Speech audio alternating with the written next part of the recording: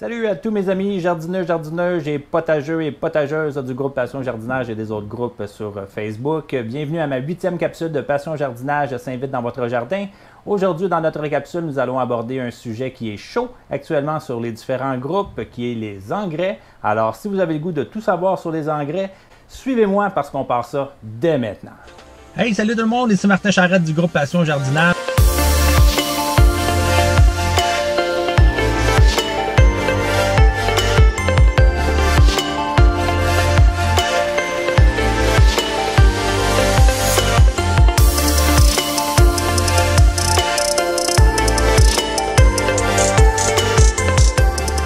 Dans un premier temps, lorsque vient le temps de choisir un engrais pour nos semis ou encore pour le jardin, la première chose qu'on va faire, ce n'est pas de regarder le titre qui est inscrit sur nos engrais. Bien souvent, ça va être écrit engrais à tomates, engrais à fines herbes, engrais pour poivrons, engrais pour conifères. En fait, tout ça, on s'en fout. C'est pas important.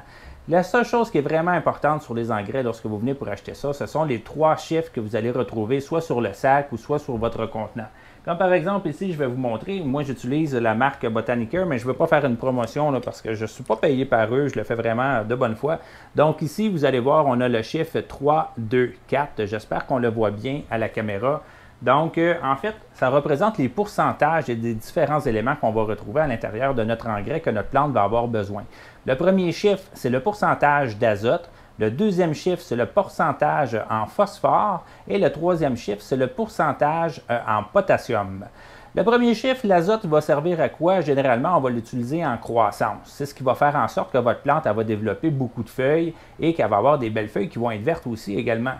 Le deuxième chiffre, pour le phosphore, on va l'utiliser pour la floraison. Donc, à partir du moment où est-ce que vous commencez à avoir des fleurs qui apparaissent sur votre plant, on va commencer à privilégier des engrais qui sont faits avec un meilleur taux de phosphore que d'azote. Pour ce qui est du potassium, bien, le potassium, en fait, on en a besoin tout le temps. Donc, on en a besoin autant en croissance qu'on va en avoir besoin en floraison. Donc, que ce soit dans un des 2 modes dans lequel vous vous trouvez, sachez que le niveau de potassium est toujours très important. Lorsque vous faites vos choix des engrais, c'est très simple. Lorsque vous voyez que le premier chiffre est plus élevé que le deuxième, ça veut dire qu'on a affaire à un engrais qui est pour la croissance. Et lorsque vous constatez que le deuxième chiffre est plus élevé que le premier, c'est parce que vous avez affaire à un engrais qui est destiné pour la floraison. Donc encore là, super important, lorsqu'on a parti nos semis, il y en a beaucoup qui me posent la question, on dit « Ouais, mais Martin, quand que je fais des semis, est-ce que j'ai besoin de donner de l'engrais? » Ordinairement, non. On n'a pas besoin de donner de l'engrais à des semis. Pourquoi? Parce que des semis, en principe, ça devrait être dans la maison pour une période de 3, 4 ou 5 semaines avant de replanter à l'extérieur dans le jardin. Sauf que des fois, on a besoin de les garder un petit peu plus longtemps que ça. Ça dépend de notre zone de rusticité, d'où est-ce que nous habitons. Puis, il peut arriver qu'on va avoir besoin de rajouter de l'engrais. À partir où est-ce que vous voyez que vos feuilles du bas de votre plant, tranquillement pas vite, commencent à pâlir, sont d'un vert un petit peu plus pâle, puis commencent à tirer sur le jaune, généralement, c'est parce que votre plant est en train de nous montrer qu'elle a une carence qui est en azote. Donc, à ce moment-là, ce que je vais vous recommander, c'est d'utiliser un engrais où est-ce que vous allez avoir un fort pourcentage en azote. Et habituellement, à partir des engrais biologiques, on va commencer à avoir l'assimilation des engrais par la plante dans les 3 à 5 jours qui vont suivre après avoir appliqué l'engrais, que ce soit sous forme liquide ou que ce soit sous forme de granules. Évidemment, il existe 2 types d'engrais, vous le savez probablement, c'est des débats qu'on voit régulièrement sur les groupes de jardinage. Il y a les engrais biologiques et il y a également les engrais chimiques. Pour les engrais biologiques, habituellement, c'est rare qu'on va voir des valeurs en pourcentage dépasser les 10, que ce soit pour l'azote, le phosphore ou le potassium. Mais par contre, si vous y allez avec des engrais qui sont chimiques, vous allez voir que les indicateurs sont souvent beaucoup plus hauts, donc souvent en haut de 10, 15, 20, voire même 30% de l'élément à l'intérieur de l'engrais. C'est très touché les engrais chimiques parce que dans un premier temps, c'est très fort. Si vous êtes débutant et que vous ne connaissez pas vraiment ça, vous êtes à vos premières années, c'est facile de dépasser la dose ou de mal suivre le mode d'emploi puis de finalement de se retrouver avec une intoxication, une surdose puis que votre plante va en mourir.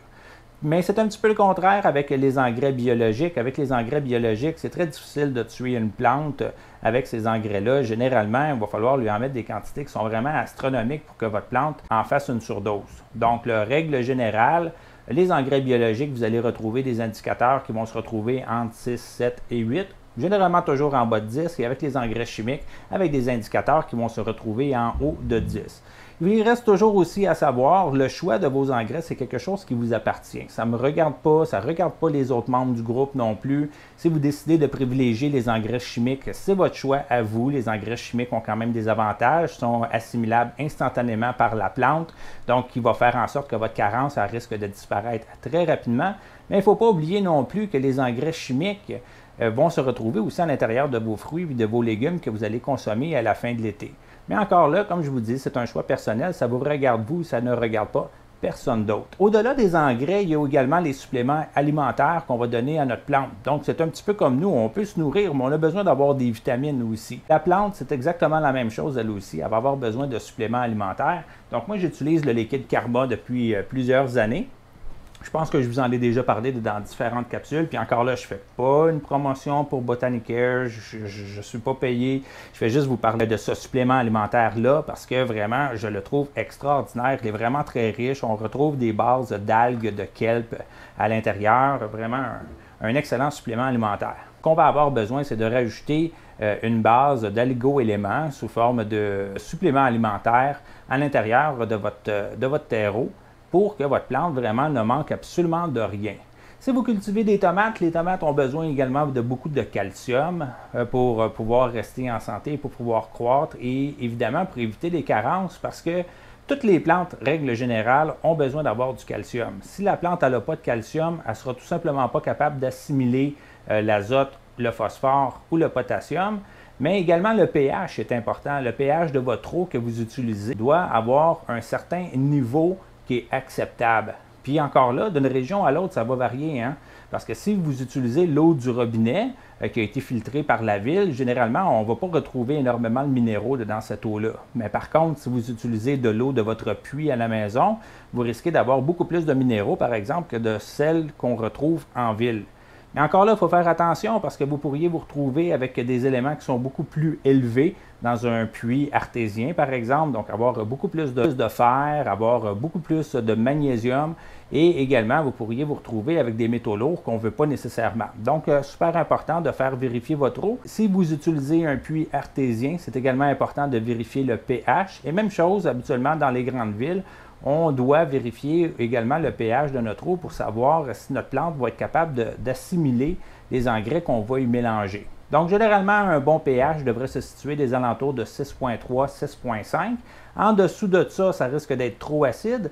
Puis si c'est plus élevé que 7, bien, ça risque d'être trop alcalin. Il faut éviter ça. Il faut s'assurer qu'on le mesure comme il faut. Puis c'est la même chose également pour votre terre au jardin. Des fois, avec le temps, le pH peut se modifier. Puis la meilleure façon de savoir si le pH est convenable ou pas, c'est de prendre un échantillon puis de l'apporter à votre horticulteur dans un centre de jardinerie qui, habituellement, en début de printemps, peut faire des tests. Je sais que là, c'est un petit peu difficile avec la situation qu'on vit actuellement au Québec, donc je ne sais pas s'il y a des horticulteurs qui le pratiquent puis qui vous l'offrent actuellement dans les centres de jardinerie, mais en temps normal, c'est quelque chose qu'on peut faire puis qu'on peut faire vérifier le pH de notre terre pour s'assurer qu'elle soit convenable.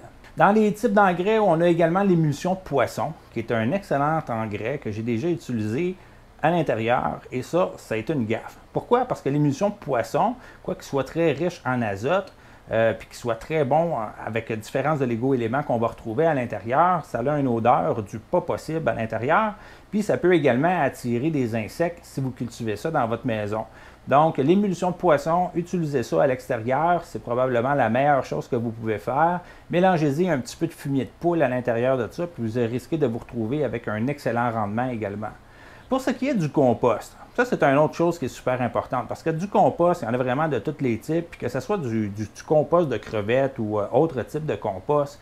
Encore là, on a les 3 chiffres qu'on retrouve dessus. Mais quand on va dans les grands centres de jardinerie, souvent ce qu'on va voir, ça va être un compost avec des indicateurs en pourcentage de 0,2, 0,3, que ce soit en azote, en phosphore ou en potassium. Puis ça, c'est vraiment rien, là. On s'entend qu'en principe, là, un bon indicateur qu'on devrait retrouver sur le compost, ce sont des indicateurs qui sont supérieurs à 1 % pour les 3 différents éléments que je vous ai mentionnés. Un bon compost à retenir, toujours en haut de 1 % pour à peu près tout. Toujours en restant dans le biologique, on a également le fumier de poule qu'on utilise à l'extérieur, qui habituellement nous apporte aussi un un bon pourcentage intéressant pour l'azote, mais il est disponible également aussi avec un taux de phosphore qui est un petit peu plus élevé, donc il en existe différentes sortes aussi. Je vous invite à aller magasiner puis à regarder ça. Mais ce qui est important, à partir du moment que vous avez mis votre plante à l'extérieur, que votre plante, elle ne manque pas de rien. Puis à l'intérieur, bien, c'est la même chose. Si vous voyez que vos feuilles du bas commencent à jaunir, que vous voyez les pointes de feuilles qui commencent à pâlir et tout ça, c'est probablement que votre plante, elle vous parle et qu'elle vous dit qu'elle est en train de manquer d'azote. Alors, rajoutez-y de l'engrais avec un chiffre, le premier chiffre en azote, qui va être plus important que le deuxième chiffre en phosphore. Et habituellement, dans les jours qui vont suivre, vous allez voir que votre plante, sa situation, elle va s'améliorer et elle va revenir avec un beau vert. Puis à partir du moment où est-ce que vous voyez qu'on a des premières fleurs qui apparaissent, qui vont devenir nos fruits, bien, si on veut s'assurer d'en avoir plusieurs, bien, on va privilégier un engrais qui va être riche en phosphore, tout simplement.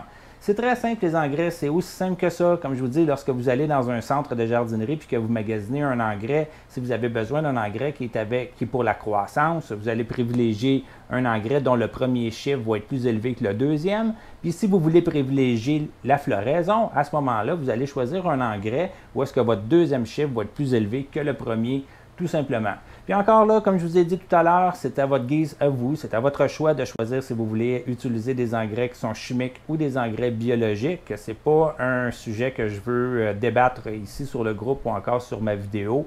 Je vous laisse choisir ce que vous voulez là-dedans.